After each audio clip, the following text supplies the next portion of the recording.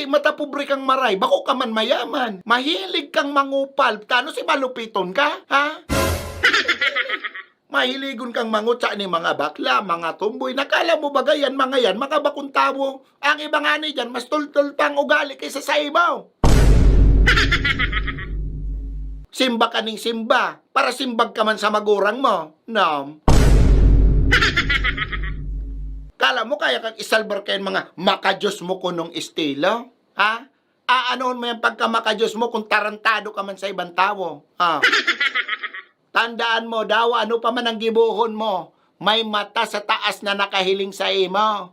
Hindi mo siya malalansi dyan sa mga kaniguan mo. O mala, makajos ka. Ano tayo akong kadigdiyo? Muragang ka? Mayong kwenta yung pagka makajos mo. Kung di mo kayang ispilingon ng simpleng respeto. Boto kang hurado 5-0 para kay Taning. Time.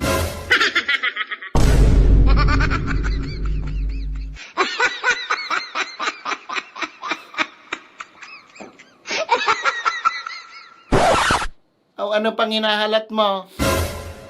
Madyan na, tama Bible study kita sa kalayo.